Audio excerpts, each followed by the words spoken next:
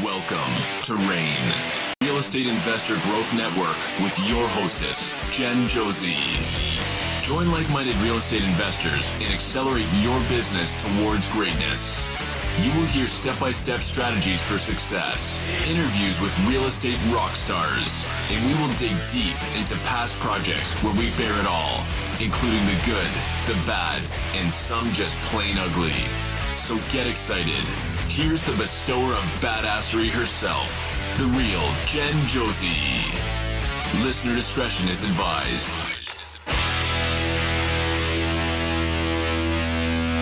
Hi, and welcome back.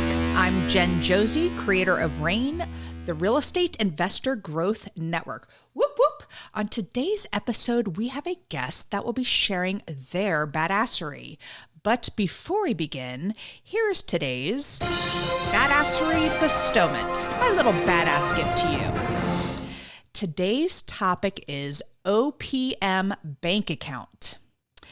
I strongly suggest that if you ever use a private money lender for any of your projects, you set up a separate bank account titled OPM, also known as Other People's Money. I recently learned this from David Richter, my new friend and author of Profit First for Real Estate Investing. We have found that it can be so easy to borrow money from, say, our rental properties, to prepay for labor materials on some of our flips, only to have that money reimbursed when the draw comes in. While we're borrowing from one of our own accounts to pay for another one of our accounts, you should get into the habit of never doing this with OPM or other people's money. When a private money lender lends for a particular project, it is always smart to keep this money separate from your other projects. By creating a separate bank account, this will get you into the habit of keeping your books clean and your private money lender happy.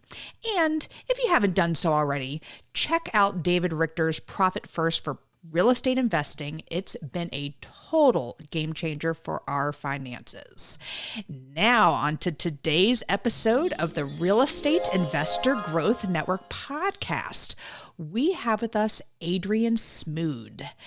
Adrian has been investing in real estate since he became an accidental landlord in 2002. Adrian attempted to invest again, but his second home ended in a short sale. After 11 years of being a hobby landlord, he discovered his passion for real estate through REIA meetings. Adrian switched his investing niche to mobile homes with land and has been following this path ever since. He is part of 3 masterminds, including a high-level mastermind, which he hosts. In addition, he is the best-selling author of How to Buy Mobile Homes and teaches about his success and failures. It is my pleasure to have him on the show, so welcome, Adrian. Yo, Adrian, welcome. Thank you, Jen. I appreciate you having me here. Yes, and I don't even remember how I found you. It was through some Facebook group, and you were looking to just promote your book, and someone said, you should check out Jen Josie's podcast, and I don't even remember who that was. But anyway, I'm glad for the introduction here and happy to have you on the show. Give us a little background on you, Adrian. My quick story is I was a terrible tenant, the person you never want to rent to. Basically, I like to have parties at 20 years old. So I had spaghetti wrestling parties, mud wrestling parties, pudding wrestling parties. Oh, yeah. We had all of these crazy parties, telling you not who you want to rent to. And my friend also parked a motorcycle in the living room. And for the non-Florida people, so most people that are listening, it gets cold down here, like 40, 45 degrees in the mornings. So my friend didn't want to. Yeah, like that can be our low, like shivering. But really, that's why my friend parked his motorcycle in the living room. It makes sense to a bunch of young guys. So we got evicted. I'm a problem solver. So I bought a house and moved my friends in. Because back then, you just signed a piece of paper. They gave you a house. They didn't really check anything. That was the start of my real estate investing career. I didn't realize what it was going to turn into. I lived for free. I divided my mortgage up amongst my friends. Didn't really know what I was doing, but it sounded good. Loved living for free. Said, let's do this again. But this time, the banks said, you're going to be losing a little bit every month, but it's okay. You can refinance in a few years. Well, a few years later, the real estate market was going down. I also had an adjustable rate mortgage. Oof. So my payment was going up. I'm the guy they wrote about in the newspapers. Yep. I lost it, gave it up as a short sale. Fast forward, as you mentioned in my bio, I got to REIA meetings, so real estate investors associations, like clubs of investors. That's really where I found out about mobile homes. I dabbled a little bit in some site-built homes, but when I found the mobile home market, I completely have switched my business over to mobile homes, which I know we're going to dive deeper into. And that's what I do now. I buy and rent mobile homes with the land. So you're in Plant City, Florida, which is not very popular, but I've heard of Plant City.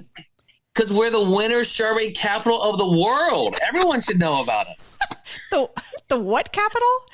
Winter strawberry capital of the world. So if you can get a strawberry in the winter, it's probably from us. That is or Mexico. Just fantastic. I love a winter strawberry. They are the best. But I know of it because it's kind of Central Florida, correct? Yes. And I went to the University of Central Florida, and I already don't like you because you said you're a University of South Florida fan.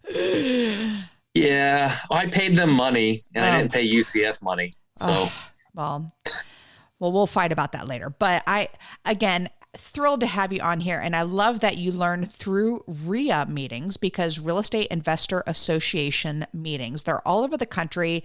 They average between $250 and $350 for annual membership. And it is a great way to meet other investors in your area. And then when it's time when you need contractors or attorneys or title companies, you just go to your crew there, because then it is vetted. Whoever it is, contractors, for example, that work with real estate investors. So I'm so glad you brought that up. But we are going to be talking about mobile homes today. And you know what? I've never been involved with mobile homes. I kind of feel like, Adrian, they're different in Florida than they are in, say, North Carolina, where I'm located, because I remember some mobile home parks there. They're super fun down there. They have a lot of those plastic pink flamingos out and things like that. Like, am I right in thinking that? Okay, you're correct there. Yes, we do have a lot of plastic pink flamingos here. But I feel like they were so much more fun down there. And up here is just, like transitional housing or whatever it is. So I want to know, though, I know people who invest, they buy just the land. There are people who buy the land and the mobile homes. And then there's people who just buy mobile homes. So where do you land in all of that? So I buy a single unit, which can be a single wide or a double wide. I don't care about the size of it, but one unit and the dirt together. So it is a real estate transaction. I do not buy the entire park. So it has multiple units. So it'd be essentially a flat apartment complex or a big parking lot if you're charging space rent. And I don't like to buy just the unit where I'm paying someone every single month to park the home there. Okay. I like the control of owning the dirt with the home. So like a one-off, like not an entire mobile home park, or just like a mobile home that happens to be on land? A mobile home that happens to be on land. Okay. Think of your normal subdivision, but instead of there being site-built homes there, it's a mobile home. Gotcha. So I come across that pretty often where people say, I'm selling this home. The land is fantastic, but I'm really just selling, the land with this mobile home on it. And I kind of pass them up all the time. So are you going to convince me that I need to either you're going to tell me to pass them off to you, but what do I do when that comes across my desk the next time? Well, first of all, that is actually how I find most of my leads. I go to all the REIA meetings and I tell everyone I'm like a broken record. I buy mobile homes. I don't miss a meeting. And I tell them every single week, because a lot of investors don't want to deal with them. And they tell me all these myths. And I say, you're right. Send me all your leads. And I joke around with them. And they do. And I pay them, of course. And realtors are the same way. But why should you invest in mobile homes? Well, one of the big reasons is the cash flow is better. Our ROI, our return on investment, should be much higher, because there are some pieces of it that are riskier. There's some challenging things with financing until you learn it. and there's less competition. Another big reason today that I really like them is most of them are in the affordable housing space. I'm not sure about there, but I'm going to assume it's like here in Florida that there's a demand Correct. for affordable housing. Huge. We don't have much. Right. So if we're in the recession, if we're going to be soon, whatever the definition you want to go by, when that happens, we are going to end up with more demand in the affordable housing space. So I'm going to have a larger applicant pool that I am never going to go without being able to pay my bills again. So I'm not going to repeat that short sale, like ding that I had to my ego and credit, and most importantly, my integrity. I'm never repeating that again because I'm very conservative, and people laugh at me when I say that I'm in a mobile home space. The numbers are conservative, and really they're really good ROI, return on our investments. Okay, so I love that you brought that up because in North Carolina, I'm actually in Wake County, North Carolina, where Raleigh is, and we do have an extreme shortage of affordable homes. However, our area, and this is just Wake County, will not allow any more mobile home parks. So there's that issue going on. But I know in most everywhere else, it is definitely still out there. You can still get them, but correct me if I'm wrong, Adrian. I have always heard that mobile homes are a depreciating asset. So why would I invest with a mobile home? First, I want to touch on, you said that they're not allowing any more mobile home parks. Any more mobile home parks? Yes. So that is very common. Oh, it is? Okay, good to know. But in the city areas and a lot of times counties, but we don't usually fall under that because we're a single unit. Yep, good point. So sometimes yes, sometimes no. But these are the confusions that happen very often. And then people just write off, oh, no more mobile homes. I'm not going to invest in it. When if you dig a little bit more, you can find out maybe they actually do allow one-offs, and then you can build that little niche.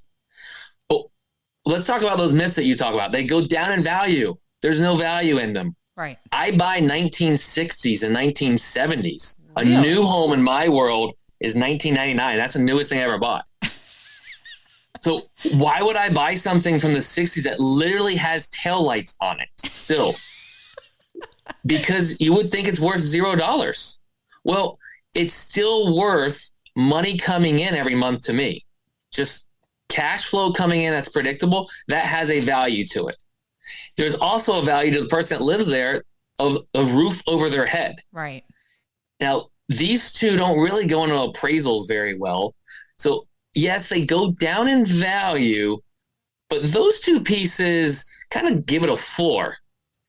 And I'll tell you, in the last few years, my stuff has tripled in value. Wow. Because of the demand. Other investors have started, deciding that I joke around, coming down to my level and finally buying these old trailers. But also they're looking for cash flow. So in the cash flow aspect, if you measure it in there, they don't go down as far as $0 of value. How much does it cost to fix up a 1960 mobile home? If you're going to just get it in what I call the handyman special range, so I'm not going to go put granite and put drywall throughout it, it's definitely cheaper than your site-built home. Okay. But sometimes they've already been remodeled, and I am going to go out and fix it up and put higher quality materials, the same materials that are in a house. And in that case, it's going to be just about the same dollar value as it's going to cost to fix up a house. So let me go back to my first question here, because there was a property I was looking at a couple towns over where there was this big, beautiful house, but then they had 2 mobile homes still on the same land. Me, as the investor, I really wanted that home. It was beautiful. What would I do in a situation like that? Do I call someone like you saying, hey, I'll sell you these mobile homes quick, and that's something you would do? Or should I really put money and make them, COVID brain. Sorry, I just got over COVID. So my words don't go. Should I go ahead and rehab those properties? That's where I was going with it, and keep them because they could be cash producing assets. Yeah, I'm a cash flow investor, so okay. I would want to fix them up and rent them out. Moving them, so like if you just want them off your land, that depends on the year of the home. Okay. Every state municipality is going to have a different restriction on that. I'll tell you, nationally, you're not going to move anything older than June 15th, 1976. That is essentially the year the federal government came in and said, HUD, make there a standard so these things are made a little bit better quality. Quality didn't go up a lot. They got rid of aluminum wiring and some other things. But every area does have a certain age win rating, they call it, that the home needs to be to legally move it from one place to another. I'll tell you, around me, no one's moving one that old because the cost to move it and set up are higher than the home, and it's going to fall apart down the road. Gotcha. So it really depends. I'm a cash flow investor, so I would say fix those up. Now you got 3 units on your property. Maybe you can't resell it to someone with bank financing if they're older homes, but an investor is going to look at that cash flow, right, and going to buy based on the cash flow. All right. So you said an important word there, financing. How would one finance a mobile home? This is the tricky part that everyone gets stuck on. Is it because there's a VIN number? Am I correct in assuming that? Or they're used to, okay. There is. And so we're going to talk about this in an aspect of the home and land together. So a real estate transaction. Okay. In that aspect, if you go to a very big bank, the Bank of America, Chases, that I don't like to deal with, but if you go to those, they say they will finance something within 20 years. So let's just say 20 years old. But let's put that aside because a lot of us don't go to those banks. You can go to a community bank and a credit union. If you're going to use bank financing, I always think that those are better anyways because you can actually build a real relationship with them and ask them if they finance mobile homes. Okay. There are usually some out there that will. You need to get their exact requirements because they're going to want it brought up to code. So like the straps that actually tie it down to the property, the piers have to be up to code. They're going to want all of that. They're not going to go older than the 1976, and they're going to probably have an oldest year. You need to get their requirements. But that's not how I finance any of my properties. Okay, because I was like, I haven't been to a regular mortgage company in I don't know how long. So I normally use hard money lenders. So is that who you use for this as well? So I have met 2 hard money lenders throughout the country that will finance a mobile home. And it's rare, but they actually understood them. To me, because I'm a buyer, that's actually good. Are you allowed to share who they are? Can we? One was in Wisconsin and is best REI funding, and they're only in Linden, Wisconsin. Okay. And the other one was in South Carolina, and I am going blank on those ladies. I could get you their information. Okay. That's fine. But the reason that is good because more hurdles deters more people from getting into the niche. So private money. You. I love that. Yes. The private money that you mentioned, that was your tip for the morning. Mm-hmm. That is how I fund most of my properties. I signed an agreement just before the podcast. I already have it funded because I have those good arrangements already with people that know, like, and trust me. People that understand mobile homes, because you have to make sure they're comfortable with it. Now, I am borrowing money from a friend and paying them back. I can also use my own cash. I know it's not so popular in the world, but I'm not afraid to use my money. But the other really big way is owner financing, especially on the older homes, the 1960s and 70s. The owners already know about owner financing because they probably bought that way. And they also know that banks won't lend on them. Mm-hmm. I've never gotten pushback on anything in the 1960s and 70s when I offer to buy it on payments. I've never had anyone say, well, why don't you just go to a bank? Now, something new in the 90s, they do say that. Why don't you go to a bank? But not the 60s and 70s. And I've been able to get a lot of owner financing that way. So my 2 big ways, owner financing and private money. I love the concept of owner financing. Can you just go down to bare basics and just explain to the listeners? Because this is something I haven't tapped into yet. I personally am shifting my business towards multifamily. And again, very big is the owner financing, especially when you get into those multi-million-dollar properties. So here from Mobile Home, just break it down, dumb it down for us. How would someone owner finance a mobile home to you? When people give me their price that they want, Which, give me an example. let's say somebody said, I want $30,000. Okay. And I honestly don't care what it's worth. My reply is, yes, I can pay you that, Jen, if it's on payments. And then you have to do the hardest thing in the world is shut up. I don't know what that means. You just have to be quiet. You ask that question and then let them reply. Because if they don't come back with a no right away, then they're at least contemplating it. They want to know more. And they might say, well, what does that mean? Or what does that look like? And essentially what it is I am, instead of making the payment to a bank, I'm going to make a payment to you, Mr. or Mrs. Seller. Gotcha. And I'm willing to pay anything, really. I'm overpaying for a property now, but they are giving me owner financing at 0%. And 0%, I actually did the math. It's better than buying it at a discount and paying interest. So give me an example of payments and terms that you do with this owner. What I like to do before I get there is do at least a little rough numbers. If I think it's going to rent for $1,000 a month, okay, I want my payment to really be no more than $400 or $500. It depends. This is not the simplest answer, because if it is 0% interest, I might pay a little bit more, but I always want cash flow. Of The course. conservative, the same numbers that everyone else is going to run with your vacancy, repairs, you're saving for CapEx. I'm going to run those same numbers, property management. And then I have my debt payment, and then I have to make money. So I need to know what that cap dollar is that I can pay monthly. And we will talk about that number second, because the first number is how much do you really want? Okay. And if I give you what you want. The total amount. Yeah, sorry. Okay. Yes. Total amount. And then I want to talk about how much I can pay you a month. And I obviously don't start at my cap, because you might want to talk me up. And I'm going to offer that to you. Nowhere do I ever talk about financing or interest, because for one, it sounds a little complicated. Okay. And it talks about interest. I like 0% interest better than any other number because I'm paying less. Right. Will I pay interest? Of course.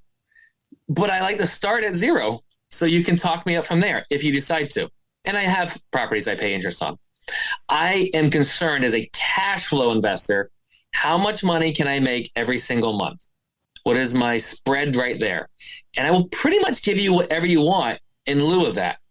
Now, this is, again, is for the buy, fix, and rent people. And that is like as simple as we sit there and talk about it. The agreement I had today is my 3rd time meeting with them in person. We had a 2-hour conversation, a 1-hour conversation, and an 1.5-hour conversation. It takes that rapport building for you to trust me that I'm going to make the payments to you. I would tell you that I've had multiple sellers say no to other people because they came in, looked around, and say, yep, I'll give you this a month. And that was a 10-minute conversation. But I spent hours not just talking about the home, talking about UCF that I see something hanging on the wall, and we have a little banter back and forth, or something fun to truly get to know the person. That is one of the big keys with this owner financing world, is they have to know, like, and trust you. I love that. So, and I love the cash flow on that. I mean, normally, and I coach for Homeschooled by Tariq El Moussa, and we tell students you want at least $300 per door. That's just kind of a basis. But in that situation you just told me, you're getting a free mobile home that rents for $1,000 a month, and you are paying $500 a month, if not $400 a month, as a seller financing situation. So, I mean, that's huge right there. And then upkeep. What about any other expenses? What are some typical expenses that you may have while that person's renting from you? Before I go in that, I did fail to mention a down payment or how much they need right now. I don't like down payments. Do we have to do down payments? Well, I talk to them Of course, I don't want to either, but most people's situation, they need some type of money to actually get moved. And we figure out what that real number is and what they truly need to move, including the flat tire on the way there. I don't want to cut them short. And that is how we craft how much they need right now or down. But you said the upkeep. I do things a little different when it comes to that. And I do have some master leases. So I am leasing the property from someone else and then I sublet it out. I have some of those with some site-built concrete homes that are not mobile homes. I only say that to tell you that I manage all my stuff the exact same way. Okay. The way I manage is a little different. Is I look to attract my avatar resident that's going to live in my property. Is this the spaghetti wrestler? No, this is the exact opposite. I want to do everything to make sure that guy does not come to my properties. We do so much of like marketing to people to buy from them, but housing providers, landlords don't think about who do they want to live in their property. So I dug deep there. I want a blue collar, handyman, handy woman. That's who I would love to live in my properties because they take pride in the property. They take care of the property. They keep my maintenance lower because they're not going to call me about a light switch because they're an electrician. They're not going to call me about a simple plumbing problem because they're a plumber. And I get a lot less calls. So I do everything to buy a property that person wants to live in, meaning it might have a fenced yard, a shed already on it. It's maybe in a little bit of a rural area where they can bring their utility trailer and not get yelled at by HOA. So now they want that property. The young spaghetti wrestling guy wants to be closer in town to a brewery or something, and he doesn't want to live out there. Right. So that person I don't want never applies. The person I want says, oh, I love this property. So that is a little bit of how I, let's say, take care of the maintenance repairs. Besides that, it's not that different. Okay. The property tells me the final finish, if it's going to look like a handyman special or this is going to rent for $1,500, almost $2,000 a month. And yes, I do have a mobile home renting for $1,900 a month. Whew. It's on 1.25 acres. It's a beautiful 3-bedroom, 2-bath. It has a shed. It has another little spot for their chickens, and they bring all their animals.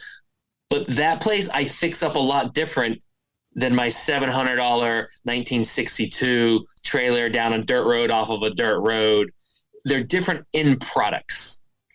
So you're doing a real estate transaction where you're buying a piece of land that has a mobile home on it. So if it even gets to the point where it just gets so trashed, you could literally just buy another mobile home to put on there, correct? Yes, you could. Okay. The caveat behind that is every municipality, of course, is going to require differently. I find it very hard in my market to replace it with a free mobile home for less than about $30,000. Wow. Okay. Because my moving costs, my septic and well, most likely they're going to have to come up to code around us because we basically live at sea level. A lot of them have to now be above grounds. I'm going to have to talk to neighbors possibly about bringing the new in over their yard because it's so tight. Maybe we have to trim trees. We have to dispose of the old home. We have the permits. All of that starts adding up pretty quick, and it gets difficult. Can you do it? Yes. Do you have chances of the home being damaged in the move? Yes. It's a lot of work, and I don't like to work that much. So what do you do in that situation? I rebuild it. Oh, okay. I have very lucky. I have not had a total loss yet. I have some that I even looked at. I was like, this isn't repairable. And then we repaired it. If it's not, literally gone, where the walls are wavy because they can't even hold the weight of the roof that doesn't even weigh that much. If it's not to that point, you can rebuild a lot within a mobile home. It's surprising how much you can rebuild. Worst case is you have the dirt. You can always just sell the dirt to someone else. And I have done that as well. If it's in a in-demand area, you can find a new home sales guy or girl and call them up and say, hey, I've got an acre of land. The mobile home is trashed. Do you have any buyers pre-approved looking for land? You would be surprised how many are waiting to buy their brand new home, but they don't have anywhere to put it. And the beautiful thing there is their loan pays for absolutely everything we talked about, and the landowner is the first one to get a check. I love that. And I'm glad you brought that up because, I mean, people come across that same situation as well, where there's a crummy old, mobile home on there and what to do with it. So thank you for doing that. And excuse my dog barking. Way to go, husband, for keeping the dogs under control while I'm interviewing here. Sorry. So I want to wrap this up. Can we talk a little bit about your book and how do my listeners find your book to get more involved in this? Yeah. So I wrote my book last year, and fun fact about when I was writing it, I found out I'm dyslexic while I'm writing a book. Oh my goodness. So I was in remedial classes all through school, but the reason I also bring that up is if a dyslexic guy can write a book and a dyslexic guy can buy mobile homes, you can go and buy mobile homes as well. You just got to take the action. But what is the book about? It's kind of my storyline in a little bit slower pace than we talked about today. And through that, I teach you about buying mobile homes. And it is a little bit more focused on the home and land, but you could take the same principles of repairs and subfloors. That doesn't change of how you're investing in the mobile home. And the easiest way to find it is you can either go to Amazon and put in how to buy mobile homes, or you can just go to AdrianS360.com.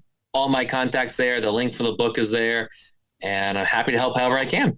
Well, this has been fantastic. And I have had a handful of people come on and talk about mobile homes. And I know friends personally are very successful, and it just hasn't crossed my path yet, to be perfectly honest. But a lot of stuff that does come across my desk would fit into this type of situation. So thank you for giving me another exit strategy with something where I would normally go like, nope, next. So thank you for that. And I'm sure a lot of the listeners are thinking the same thing. So this is fantastic. The second part of the podcast is what makes Adrian a badass, which we clearly know you are. And I use the acronym BADASS, and the first letter is B for book. What's a book that's made a huge difference in your life? The book that has always made a huge difference in my life is the very last one I read, because it's what I needed at that part of my life. So I love that you said that, because I totally agree. That is so funny. Some of my top favorites are What Happy People Know. I kind of think of that book as what the science behind Tony Robbins is, kind of what I think of it. I love Failing Forward. That's one of my most recommended books and concepts. Miracle Morning is one of the absolute best concepts and books. Like, that is my goal this week. I have a mastermind myself, and I literally said, my goal this week is to do the savers, because I've fallen out. And Hal Elrod, by the way, Hal Elrod, if you're listening, I love you. Be on my podcast. But anyway, so Hal Elrod, I've heard him speak before. He's such a great inspiration. And the Miracle Morning, and he does what are called savers, which is silent, just a morning routine. And I've gotten out of it. And so thank you for bringing that up, because, but this week I'm back in. I got my flow going. I'm getting ready to move in about a week. And so I'm just scattered everywhere. I know it's all over the place. But anyway. The savers have literally changed my life. I'm 6 years and I've missed maybe a dozen days. That is my must-have do. My days in life are better when I do them. Yeah. And the first thing that went out the window was meditating. And I'm a big believer in meditating. And I've been traveling a lot lately. And it's just one of those things where I'm on day 4 this week. Awesome. And I'm like, it's so good to have that meditation back. So anyway, I cut you off. I got so excited because I freaking love Miracle Mornings. I actually like Miracle Mornings for Millionaires was my absolute favorite. So if you ever go back and read his other ones, but keep going. So what is the one you've most recently read? The one I want to recommend is probably less known is The Inner Work. Okay. And I felt like it's the yoga couple. I don't remember their names that wrote it. I felt like they read all these books on mindset that I've read and put it in a very simple to read language. And I actually found the book from Hal Elrod's podcast. Now I actually found out about it, but it was just a good, almost summary of others, good key points, some review and some new things. And he just put it in a very good way to read it. I think that's probably a less known book out there, The Inner Work. Well, I have to check that one out. Yoga is something else I got to get back into my life. So are you a yogi? Yes, I go Really? to yoga twice a week when I'm in town at the YMCA, and I bring the average age down to like upper 40s to 50s. It's me and my yoga ladies that are in their 70s and 80s, and I absolutely love it. They're some of the most beautiful people I get to spend time with. I'm telling you, yoga can kick your ass. I mean, those 70-year-old ladies, I give it to them. So anyway, thank you for sharing that. All right. The first A in badass is for advice. What's the best piece of advice you've ever received? Take massive, imperfect action. Oh, I love that. And the piece I added on to it, though, is then ask for help. Mm-hmm. Because by doing that, we are planning to have some failure in there, the failing forward by John Maxwell. And if you don't ask for help, then you get in trouble. So massive, imperfect action and ask for help. And I love that you put the word imperfect in there because there are people who suffer from, again, here goes my COVID brain, analysis paralysis. Thank you. You knew where I was going with this. Analysis paralysis. And then I just tell people all the time, just do action, just put action behind it. But saying imperfect action takes the pressure off. So I love that. Oof. Adrian, we are going to be best friends. I love this. All right. The D in badass is for drive. What drives you to be successful? It was financial freedom, as cliche as that is at the beginning. And really, it's now achieving and keeping the freedom to be where I want, when I want, with who I want. I recently got to drive up 7 hours to South Carolina, Columbia, to help a friend move. I do not like helping move. I actually despise the idea of it. But I controlled my time where I got to go and help a friend in need of moving, and I got to drive 7 hours. The freedom to be able to do that. And then a few days before, she said, well, could you actually stay an extra day? Sure. I didn't have to ask someone permission to be able to do that. I got to help a friend. And it doesn't matter if it's moving or whatever it is, it's something to be able to be there for someone else, but to control the time that you can say yes or no, that is still what drives me. And I want to help other people achieve the same thing. It's an amazing feeling. That is amazing. I love that. And I'm moving in a week, by the way, if you need to come up to, if you want to drive 10 hours, just come up a little more north to Raleigh. I appreciate that, Adrian. You're like backpedal. I think you're breaking up. I can't hear you real well. Remember, I'm a USF fan. That was awesome. All right. The second A in badass is for aspiration. I'm a big goal setter. We were just talking about goals. What is a goal you are currently working on? Right now, between now and the end of the year, it is to essentially get 3 new CRMs. It is a very daunting task. It's overwhelming. The pain has finally gotten to where we've got to do this. And that is we've outgrown Podio, and Podio is clunky. And well, explain what a CRM is. I don't even remember what it stands for. Customer relationship manager or customer relation management, something of the sort. It's where you put all your leads. Yes. And then once you grow, it starts automating and it does all this fun stuff when you click a button. And you want to get 3 more? So I have a property management that we manage our own stuff. Okay. I have my leads that come in, and then I have my education. Gotcha. And I need to upgrade all of them because it's clunky and doesn't work well, and it adds stress to my life. I don't like things to add stress. So really getting the behind the scenes set so that I can grow. Wonderful. Very, very smart. I don't ever use a CRM, by the way. Oh, I want to learn from you. So literally I do all inbound leads, and I either get it under contract or they sell it to someone else, and then I don't have to follow up with them. You're welcome for that nugget. All right.